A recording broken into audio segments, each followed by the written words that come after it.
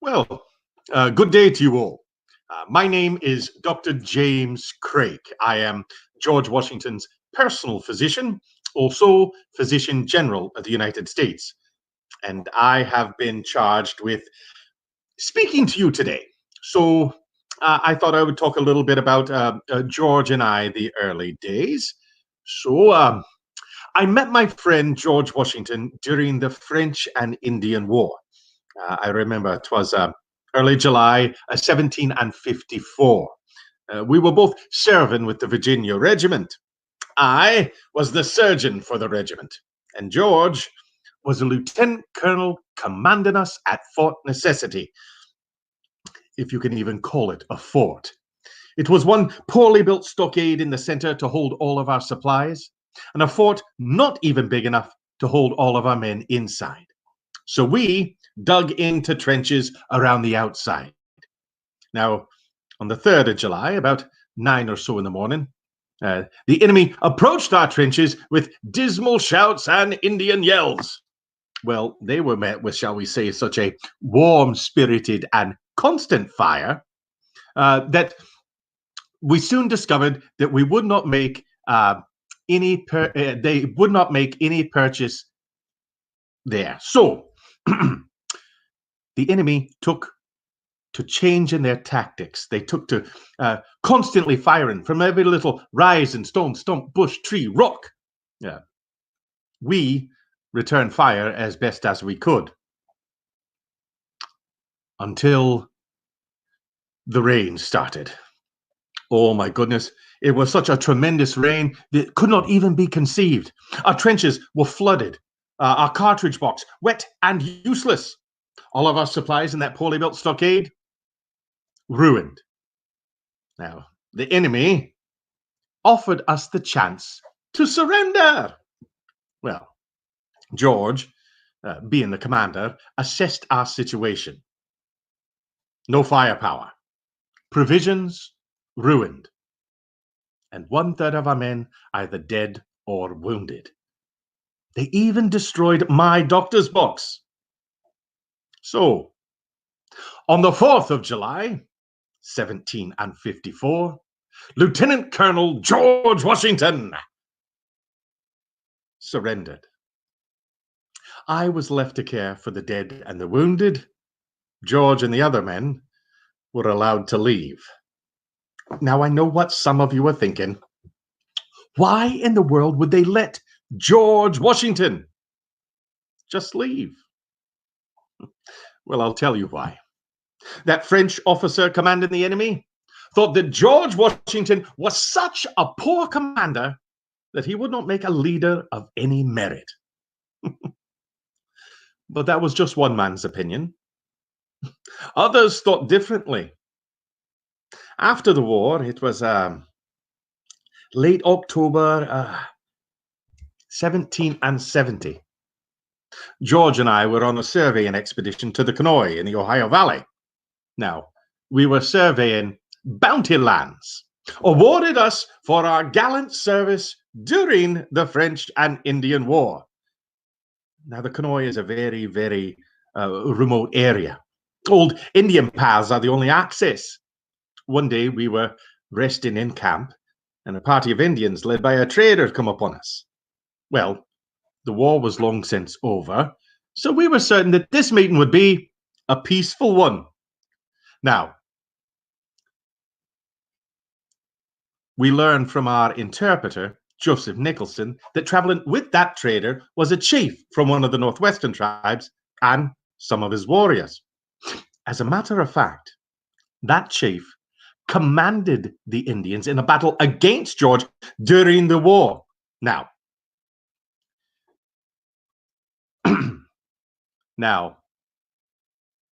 even though it had been over 14 years since he had seen him, that chief recognized George. Well, we did our best to make him feel welcome. And when George offered his hand to the chief drew his hand back. So George tried the delight of the savages, ardent spirits. George took a glass of whiskey.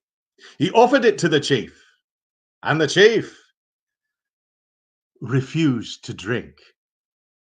So George tried tobacco. Now, smoking tobacco is a sign of peace to the Indians. However, George, oh, George Washington abhorred smoking. Oh, he hated it. But still, George took a single puff and he offered the pipe to the chief. And the chief would not smoke. Well, about this time, our banquet was ready, so George seated the chief right beside him. And then he did that chief such great honors as to serve him himself, and plentifully. And then that chief,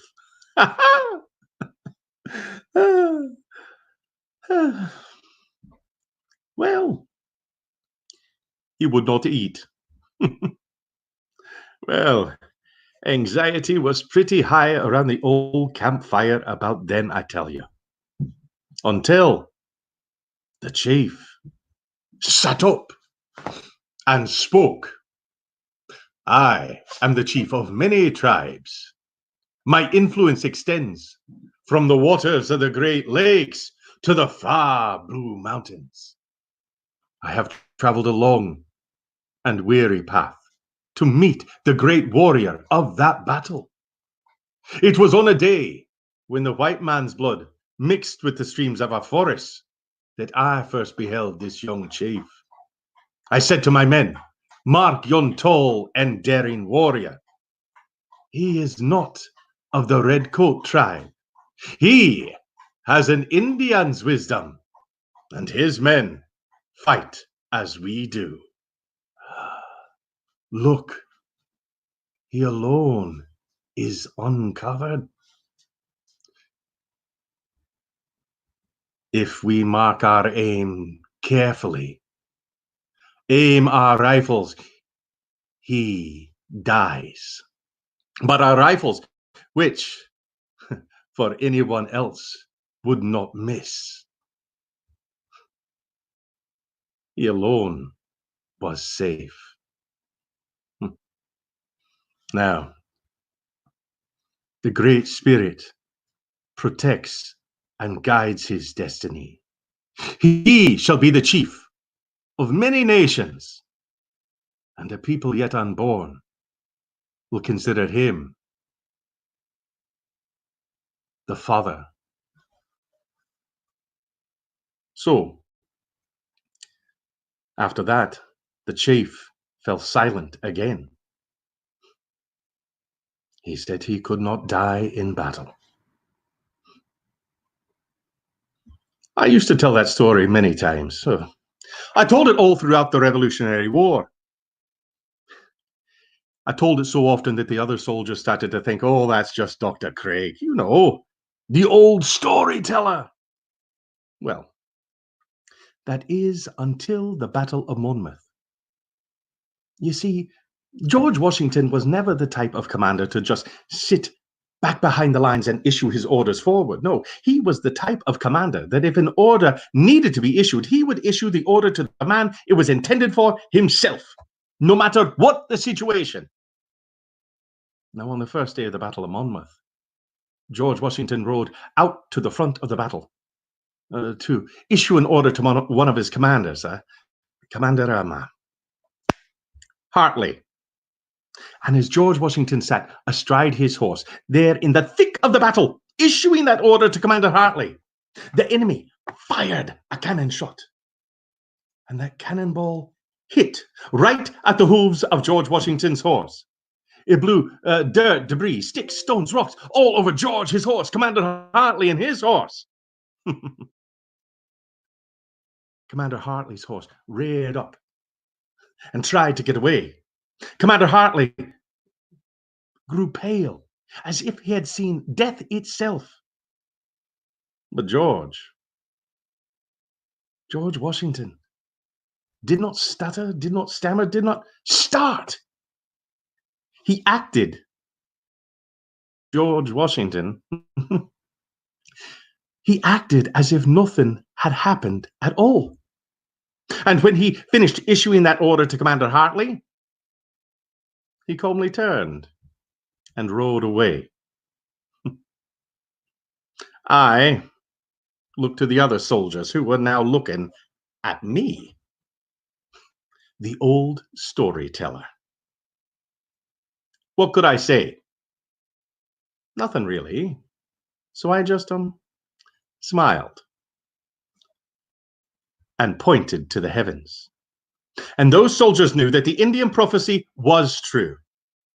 George Washington could not be killed in battle. And that's just a little story of George and I, the early days. Now, I understand if you have any questions, I am more than willing to answer them. Well, let us see. Niels says, Dr. Craik, where did you study medicine? What did they teach that resembles modern medical practices?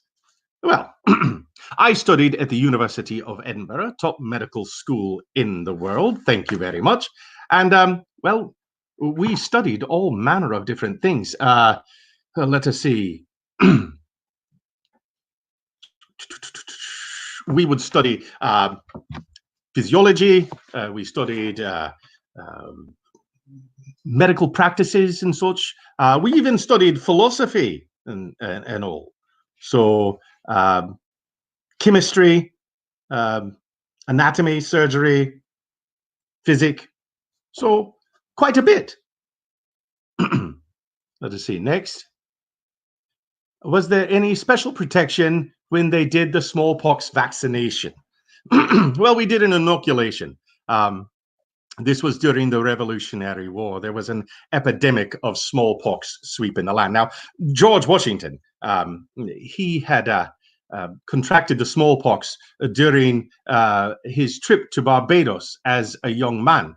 Now, he was 19 years old. He had accompanied his brother Lawrence to the island. Lawrence was ill with tuberculosis, and they traveled to the island to seek the healing practices there. It is said that the warm weather would help the tuberculosis.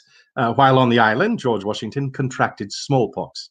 Now, being a man strong of stature, he overcame that disease. However, it did take a heavy toll upon him.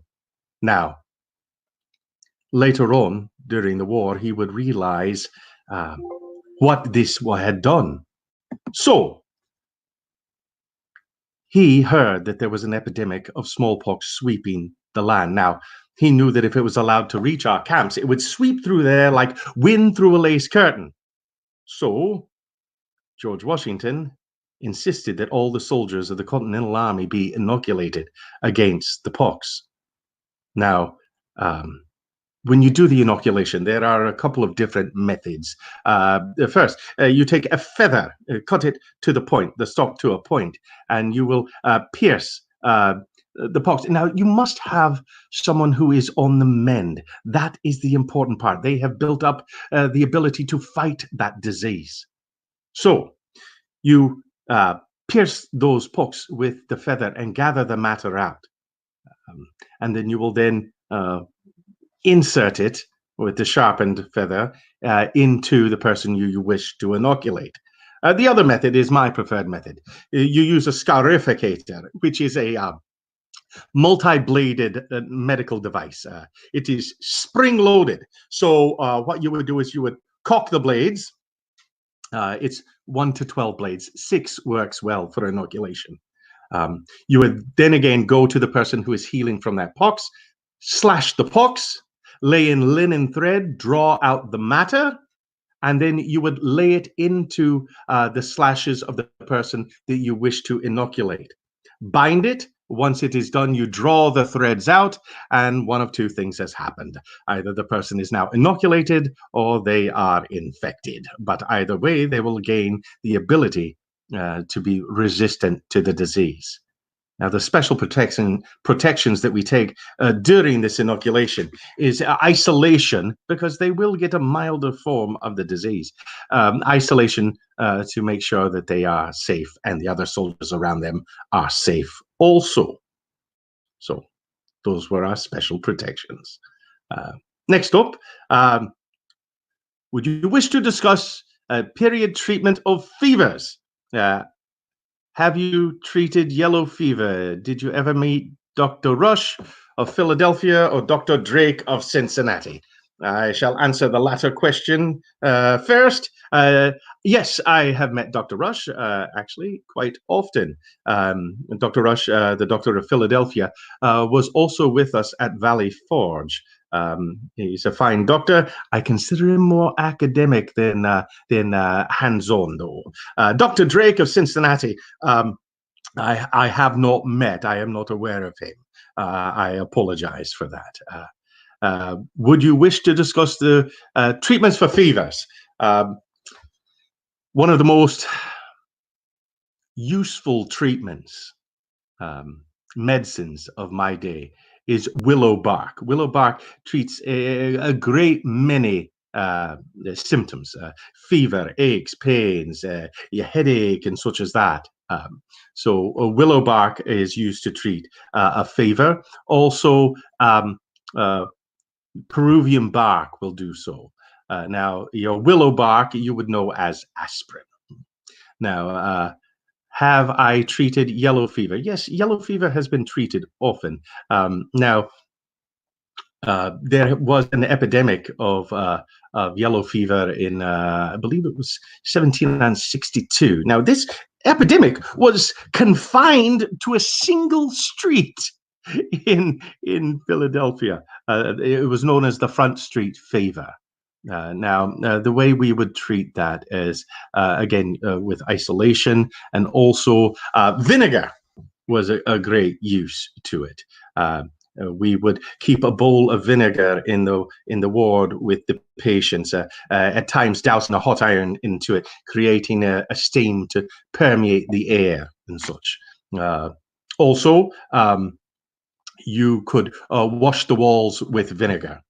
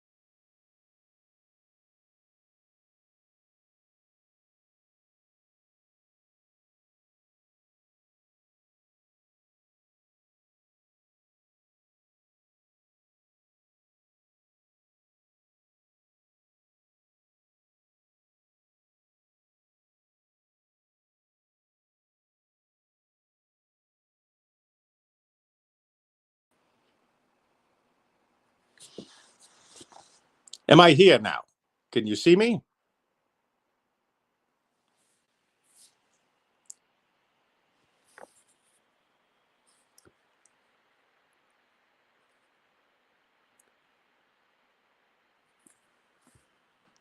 Can everyone see me now? Can you hear me now? Oh, yes, yes, excellent. Now I can be seen. Well, as I was saying, where was I with this? Treating of yellow fever. Also, garlic. Chewing of garlic during the day was a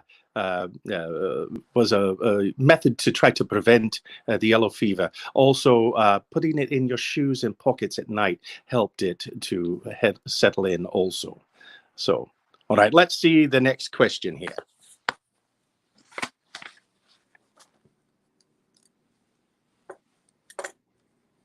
Let's see. All right. Smallish here.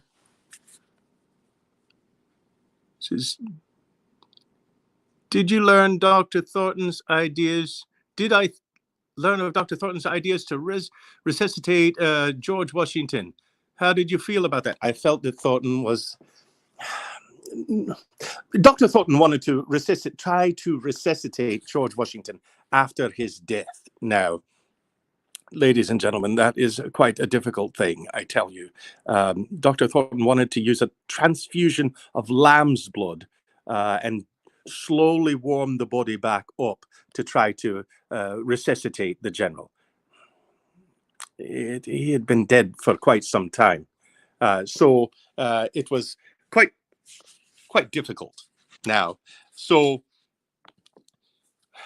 we refused to let him even try it. So that is what we did. And I thought that it was a very silly idea to even attempt. Yes. So, next question. What was the most complex surgery you performed? Well, all surgeries can be very complex.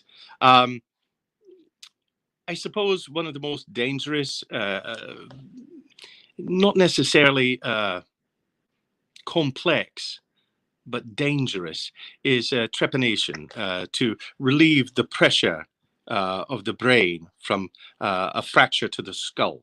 It involves here, I can show you what it involves. A trephine. Now, you see here at the end, you see that cup and those teeth. That is basically a round saw blade, and that is used on the skull, and you basically saw into the skull all the way through, and then you remove the disc, and the disc, this is a beautiful tool. You see the gull wing handle here on the handle. Now, those are not just for form, they are also for function. They are used to flip a section of bone out of the skull, or my hair directly straight up, and that is used so that we may expose the brain underneath and the matter there to let the pressure drain, the brain swells with ease. So I would consider that not necessarily complex, but dangerous. Yes. What methods of anesthetics were available for surgeries during my time? None. For a surgery, what you would do, 4 strong men would hold you down, and we would perform the surgery as quickly as possible. Now, we would also want for someone to keep your attention, look you right in the eyes, because that way we know if something goes wrong. You can let us know. So, Dr. Craik, let's see. What was or can be learned from the death of George Washington? Well, that all men are mortal. George Washington died of a disease called quinsy. Now, quinsy in your modern day, would be known as epiglottitis, a bacterial infection of the epiglottis. Epiglottis being the flap in your throat twixt your trachea and your esophagus. It keeps food out of your lungs and air out of your stomach. Now, if you've ever been drinking real fast and all of a sudden you go, it went down the wrong pipe. Well, that's because you flipped your epiglottis the wrong way.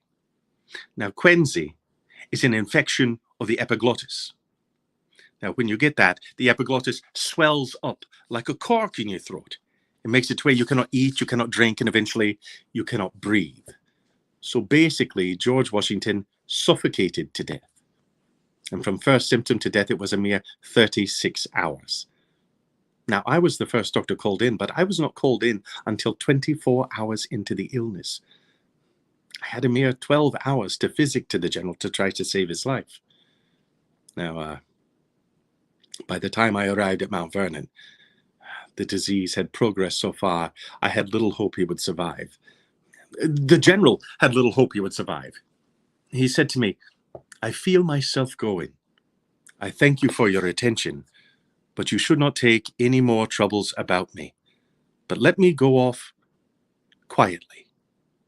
I cannot last long." Now, there were 3 doctors in attendance, myself, Dr. Gustav Brown, and Dr. Elijah Cullen Dick. Now, young Dr. Dick wanted to perform a tracheotomy. He wanted to cut a hole in his neck to try to ease his breathing. Now, you must remember, at this point, it was about hour 32 of that 36-hour illness.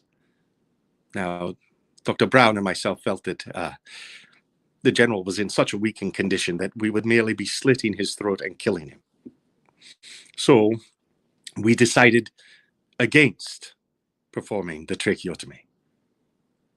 Now, I know some of you are thinking, well, what would have happened if you had performed that tracheotomy? Would it have eased his breathing? And yes, it would have eased his breathing for about a day or so. You see, the problem is, where you perform that tracheotomy, it is dangerously close to the location of the epiglottis. So, if we had performed the tracheotomy, we would have not only been opening the trachea to air, we would have also been opening the circulatory system to a bacterial infection. And if you get a bacterial infection in your blood, you become what's known as septic. The infection spreads to all of your internal organs and your brain, and George Washington would have died a much more painful, much more terrible death than he did. Next question. Dr. Craik, what would a typical day look like during either the French and Indian War or the Revolutionary War? I would say there were no real typical days. Now, days of battle, chaos, death, destruction. That was the typical face of war. But other than that, a typical day, hungry soldiers, uncertainty, not a pleasant situation. War is never pleasant. Next question. How did you remove a bullet from a soldier in the war? All right.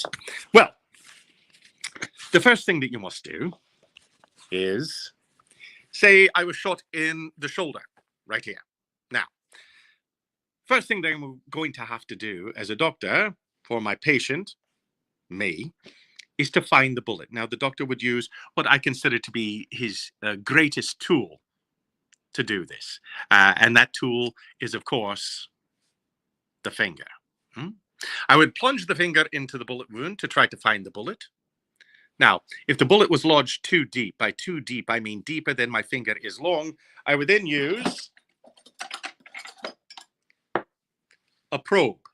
Now, as you see, it is a metal rod. Now, it is rounded on the end. Now, the reason it is rounded on the end is so that it doesn't poke you and cause more damage. So I would use that to probe through the bullet hole to try to find the bullet once I had found it. Now, the way that you can tell that you have found the bullet, because some people would say, well, can't you use a wooden probe or an ivory probe, something like that? And I'd say, no. You see, if you use a wooden or ivory probe, when you tap about, tap, thunk, aha, I found it. Ooh, that's a collarbone. Put that back. No. But with a metal probe, tap, thunk. No, that's not it. Tap, ting. That's it. Metal probe. Bullets are lead. Lead is metal. Metal upon metal will make a ting. It will send a vibration through this probe and let me know that I have found the bullet. Once I have done that, I will use my forceps, which are, as you see, They look similar to scissors, but they are not. Scissors are sharp, forceps are flattened. Some people say, oh, they're tweezers. And I say, no. Tweezers are a continuous piece of metal, goes up, goes down. They remain open. You have to squeeze them to grasp something. So tweezers are squeezers. Forceps are hinged to grab. You would use the forceps to then go into the shoulder, open, grab the bullet, pull it right out. Ha ha ha. Excellent. Now, if the bullet hole has swollen too much and we cannot use the forceps to get the bullet out, well, we're going to have to use a different instrument. And that instrument is ironically called the bullet extractor. And this is a bullet extractor. You'll notice at this end, it is threaded like a screw. You see? Now, if you watch here, see? Now, what you would do is you take the bullet extractor, insert that into the bullet wound, trying to get things angled correctly. There we are. And then you would take the heel of your hand and give it a slight tap to set it into the bullet. Bullets are lead. Lead is a soft metal. So that point would set into the lead. And remember how I said it's threaded like a screw? It actually is a screw. You would then take the handle, turn it, screwing the bullet extractor into the bullet, grasp hold, and pull it right out. After that, you would close the wound, either packing the wound, which is probably more of what we would do during a field situation, a battle situation. Or we would use a curved needle and linen thread or horsehair to sew the wound shut. Next question. How do I keep my tools sanitized? Wipe them down. Occasionally water. Next question.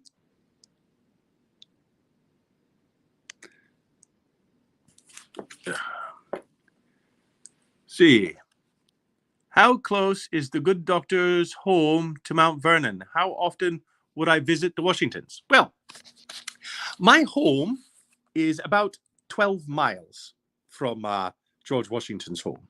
I would visit him quite frequently, at least once or twice a month socially. And then as his personal physician, anytime that there was an illness that needed my attention. So it's a short 2.5-hour ride by horseback. So quite often, it's quite a simple time. Next question. Were opium and alcohol used as treatment? Well, laudanum, which is tincture of opium mixed with wine or water, is used to manage pain. Also, rum has been managed to use pain also. So yes, that is, they were both used for treatment, but usually just to manage pain. Now, since we've had such an exciting day here, I'll take 2 more questions. Let us see here. Says, you served as a doctor during a war as well as during peacetime. Are there a lot of differences between how medicine was practiced in these situations? Yes, there are quite a few differences. The first one being this. In wartime, during a battle, soldiers, it is not so much as treating to care, it is more triage. You're trying to stabilize, get them to where they shall not die. Once that is done, you would send them off to hospital. Now, these soldiers, many a time, will have to take themselves to hospital. They will not be taken by other soldiers as such. The wounded shall transport themselves all together to a hospital. In peacetime, I, as a doctor, can travel to my patients and treat them. They can come to my private practice. And we concentrate at first to heal. not just to keep alive. Last question. All right. Eddie, you've got the last question. Dr. Craik, why did you decide to move from Britain to America? What was your journey like? Well, I did not move from Britain. I'm Scottish. So if you speak to any Scot and tell them that they're from Britain, they will tell you that they are not. They are from Scotland. Now, why did I decide to move to America? I actually did not decide to move to America. You see, my father, William Craik, was a Scottish laird, lord, member of Parliament. Now, I call him father, and he calls me his illegitimate son. Now, because of the status of my birth, I would not receive any inheritance or from my father, nor respect from my peers. The only thing I ever really received of any worth from my father was my education. I was sent, as I said, to the University of Edinburgh, top medical school in the world. Thank you very much. I studied there from age of 10 to age of 20 to become a physician. And when I finished my education, since I was not going to receive any inheritance or respect, I decided to try my hand elsewhere. So I joined the military and was sent to the West Indies. Don't go to the West. It's hot, it's humid, and they have bugs that can kill you. So I went to Virginia, where it's hot, it's humid, but the bugs merely annoy you. Once here, I opened a private practice. I joined the Virginia Regiment, met a fine young fellow by the name of George Washington. We became good friends. He asked me to become his personal physician because I was a man he could trust, and trust being a good quality to have in a doctor. And he asked me to be his personal physician, and I readily agreed. And the rest, so they say, is history. Well, ladies and gentlemen, it has been an exciting bit of time here. I hope you've enjoyed listening to me as much as I've enjoyed talking, because obviously I love to talk. Well, ladies and gentlemen, take care of yourselves. Stay safe. Until next time. Very well.